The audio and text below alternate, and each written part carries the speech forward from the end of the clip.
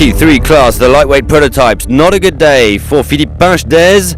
Third overall yesterday, the Frenchman dropped down several positions, struggling with navigation.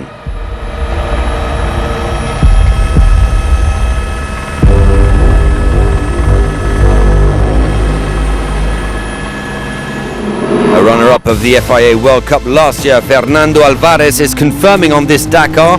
For his third appearance, the Spaniard is currently fourth overall after finishing seventh today. Much more like it for Pavel Lebedev. Stuck on top of a dune for close to an hour yesterday. He hit back in style. He clocked the fifth fastest time but was given a 15-minute penalty.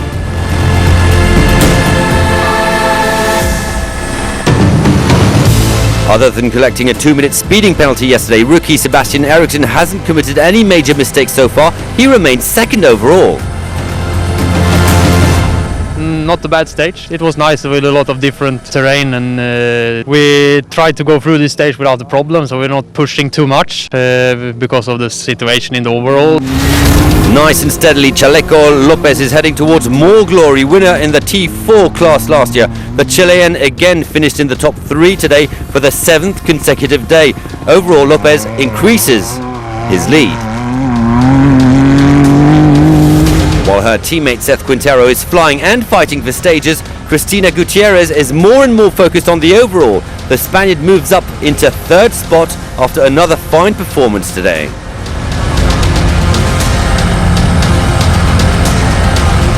He was already the youngest stage winner on a Dakar last year. Now his goal is to beat the record of the most number of stage wins. Seth Quintero is on a mission, and despite all sorts of issues, the American captured his 6th success on this Dakar. That was for sure some of the scariest driving I've ever done. This stage was super fun, super fast, but unfortunately, right at the refuel, we got out and we saw that there was brake fluid everywhere. So we did the whole last 150, 180 Ks with no brakes, absolutely no brakes. And yeah, going through the dunes with no pedal at all was pretty scary, but somehow we managed. Looks like right now we might have gotten the win, which is absolutely nuts with no brakes. I'm so excited about that, super stoked on that. 2 OT3s in the lead today ahead of 2 Can-Ams. Marco Carrara in a PH Sport prototype is 5th. In the new overall, Lopez has a 23-minute lead over Eriksson. Gutierrez is over 2 hours adrift.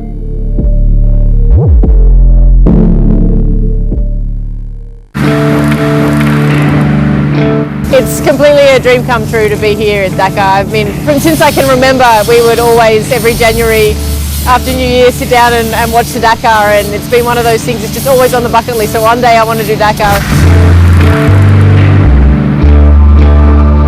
I think definitely coming from a rally background and winning the Australian Rally Championship, I mean, there's so many things that go into putting that together. In rallying, you're always on the elements, and then with doing Extreme E this year, I'm more on the off-road side, and being able to take that title was amazing, and you learn so much from that experience too. So coming in into the Dakar, it's very different in terms of the technicality of what you're doing, but being able to learn and adapt to different things, I think, is a massive skill that doing all those other disciplines has given me. So being able to take that and try and adapt quickly to this, and yeah, learn how to go fast as quick as possible. I guess one of the challenges of Dakar is you want to push, and you know, in rally you're going as hard as you can every corner, and if you could have gone faster around one corner, you're really annoyed, and in Dakar it's impossible to know what's around every corner. As one of the challenges is trying to keep that in check, you know, especially if you need to turn around to find a waypoint or you lose a bit of time in navigation. It's just that kind of switch where you've got to really appreciate it's an endurance event, and you want to go hard where you can, but you can't do that all the time, and you have to kind of not get too frustrated and be able to keep it cool and keep thinking about the big picture. So we had one moment, there was 2 of the South Racing buggies. We were going along together for a while, which was great, but then we caught one of the massive trucks in the sand dunes, and so they've gone right around the truck. There wasn't room for me to go right, so I've gone left around the truck. So you breach in this dune, just thinking, I hope this massive truck has seen both of us, because he's got these 2 Can-Ams going around him on the outside. So it was yeah, it's just for real. It was definitely an experience, and thankfully, yeah, it all went well. But yeah, it's just one of the many things you see on Dakar. Molly is definitely getting the full 360 Dakar experience and thriving on her debut. Yeah, I think that's one of the amazing things about the bivouac. Everyone is here because they, you know, genuinely want to be here and absolutely love the Dakar, and that environment is amazing, and everyone's super helpful. You know, I've like some incredible teammates that I'm able to draw from, and also, you know, a lot of the Extreme E paddock is here in Dakar as well, and people like Nasser have been able to talk to him, and he's one of the most you know, generous people with his time and advice, and it's kind of, I don't know many other sports where the, you know, the top legends have that much time for you know, all the rookies as well. So it's pretty special, and it's a great opportunity for someone like me to be able to have these people that are willing to mentor me, I guess.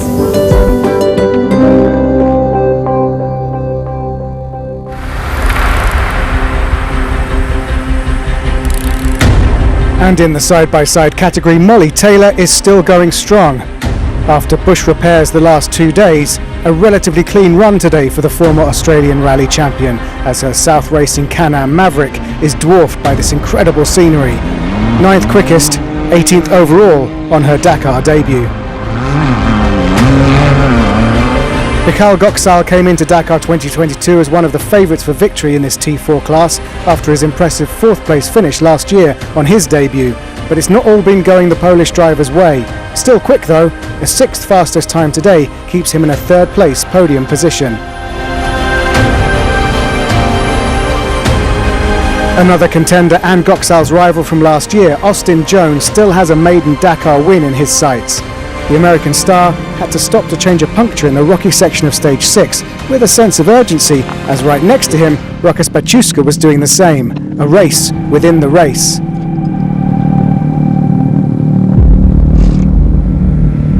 Jones is back on the road first.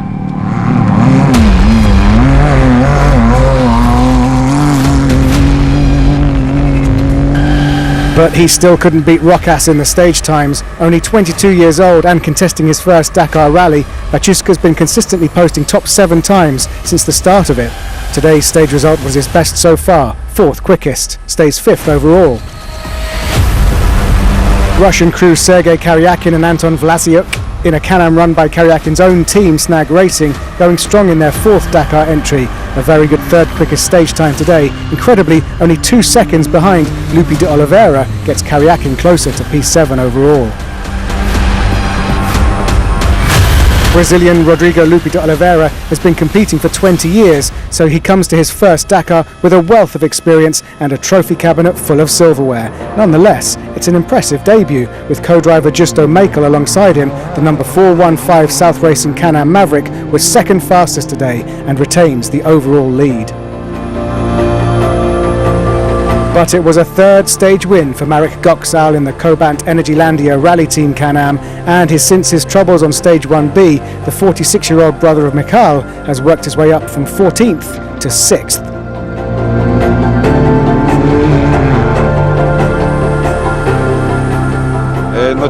Today we were pushing quite a lot, and hopefully we can make up the lost time we have overall. It's quite a lot, so it will be difficult, but now we're also planning to have fun and win more stages.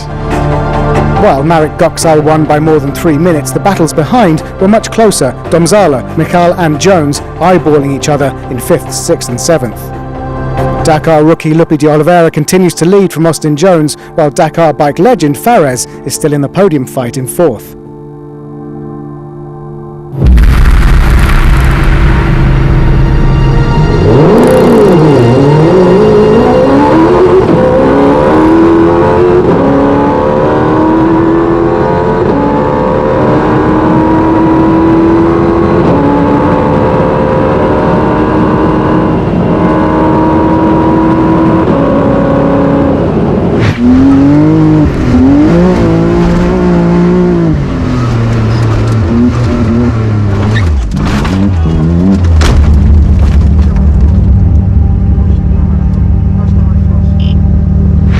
Fell. Shit.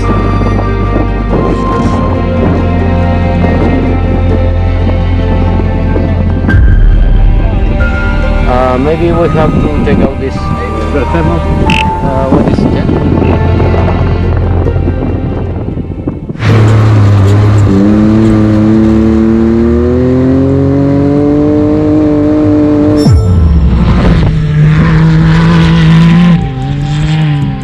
We are now at kilometer 196 of the special today, and our belt tensioner broke. Unfortunately, we don't have the right spare part with us, so we try to prepare a solution that it's somehow possible to continue. Please cross your fingers.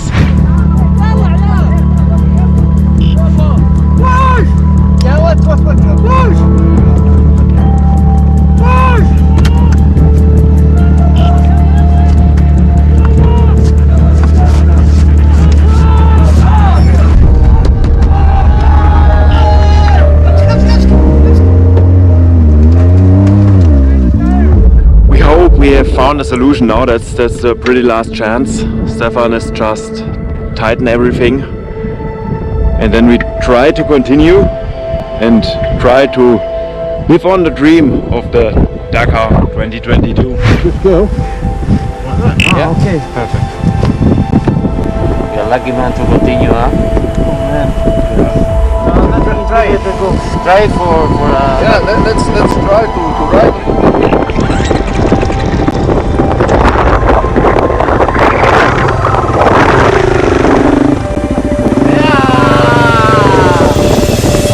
Luckily, our T4 truck with Stefan Henken arrived now, and these guys do everything to try to repair for us and to help us to continue and to help us to live the dream. And if these guys cannot fix it, no one can. So we are lucky they are here.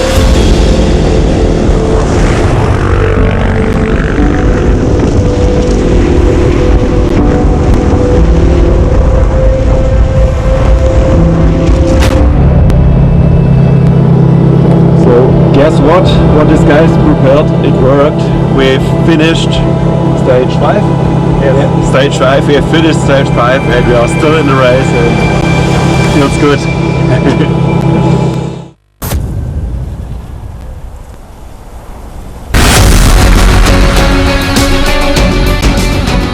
To the trucks, and a good day today for Martin van den Brink, who hasn't been seeing eye to eye with his navigator.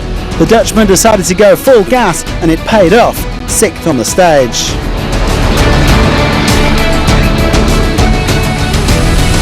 Alex Loprijs was 4th, although he spent a while stuck behind a T3, and Janus van Kasteren got stuck behind him.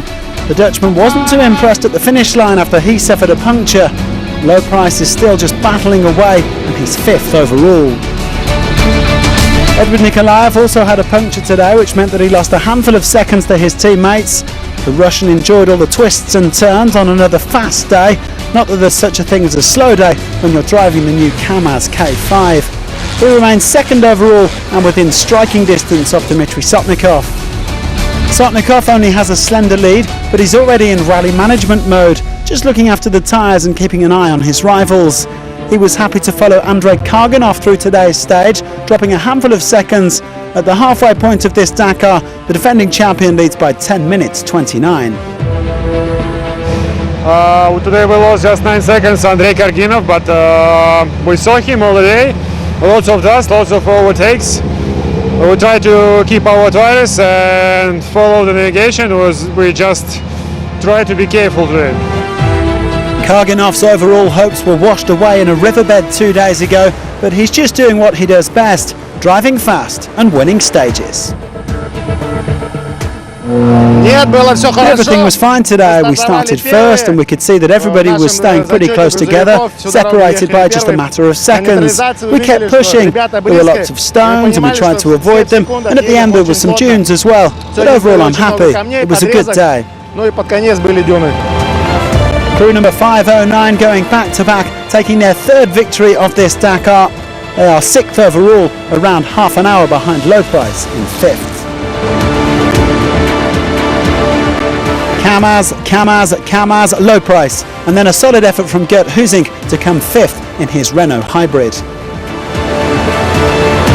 Anton Shibilov, 7th today, remains 3rd overall, and there's less than a minute and a half separating Van Kasteren and Loprijs.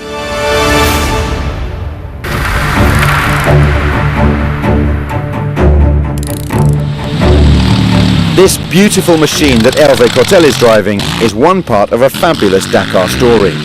Hervé is the oldest competitor here at 75, and the car is a one-of-a-kind prototype Buddy Cortel, named after the man himself, built in 1980 for Hervé's Dakar of the same year.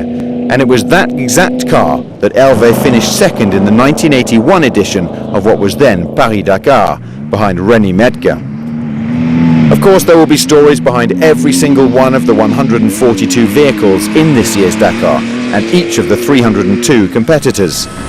Jérôme and Al Galpin compete in rallies 50 weekends of the year, and Jérôme has over 50 victories under his belt. Rallying has been a passion for many years. But for Amy Lerner, the love is relatively new. She was 15th last year on debut in her Porsche 911. A Mitsubishi here, a Bombardier there, everywhere a classic car. The Dakar proves that the love for rally truly is timeless. Stranded here, two Dakar rookies, Antonio Campos and his co-driver Miguel Ángel Muñoz. We are okay, no problem. The car is broken. But we are okay. Campos is the fiddler on the roof here, hoping not to topple off, and maybe wishing he were a rich man, so he'd have some assistance. But the wagon is back on track for another sunrise, sunset in the Great Dakar tradition. There are 4 members of the Jacor family here, and the leading classic truck at the moment is driven by Christophe. It's the same MAN TGE 280 that his cousin Philippe drove in 2002.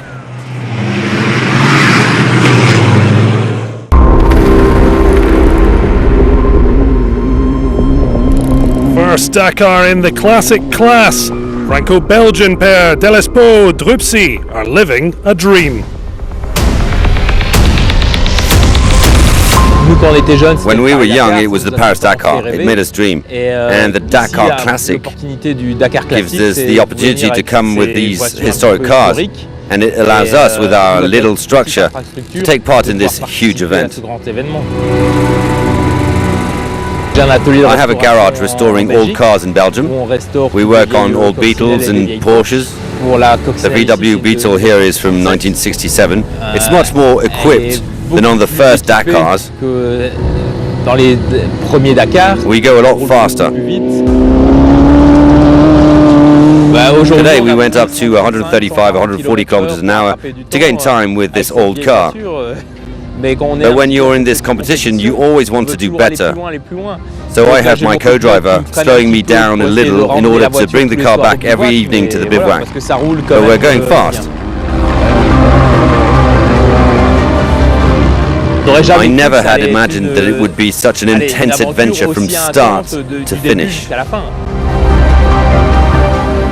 Well, first of all, it's a human experience, because sometimes in the cockpits it's tense, but in the car the co-driver decides where to go. All I have to do is follow and drive. For me, it's completely new. I've never done rallies, and of course I've never done a regularity rally. I have to admit that before the start of the Dakar last week I was pretty stressed, very stressed. But as the stages have gone on, it's become more relaxed. And because we get along well, we know there are going to be tense moments in the car, but it always calms down quickly. We're like a couple. We can fight, but we keep going. No worries, no problem. And for this very first experience on the Dakar, Diego has decided to bring along his father and son. I made the best of this experience. My father has always loved watching the Dakar, and we decided to also take my son, all 3 of us. It's the most beautiful thing.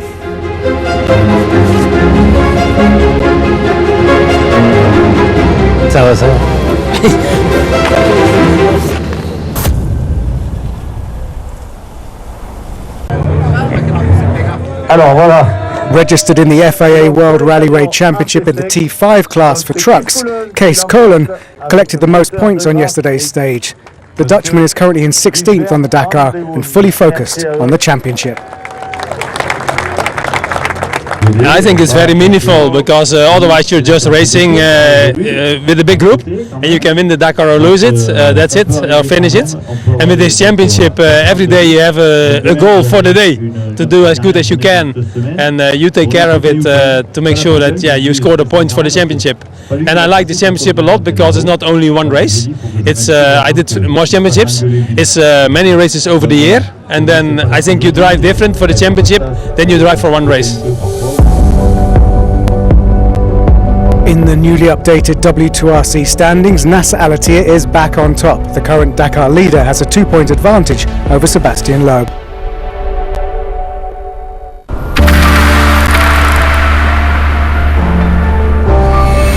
After 7 days of extreme off-road action, tomorrow is a chance for all the crews to catch their breath, to kick the sand out of their boots and mend body and machine. It's the rest day. The bivouac is just next to Saudi Arabia's capital city Riyadh, and while the rally raid community takes a pause, this thriving modern metropolis doesn't stop.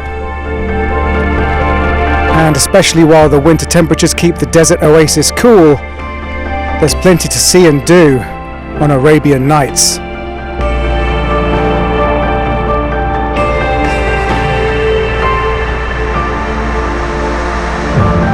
Join us again tomorrow when Dakar 2022 rests.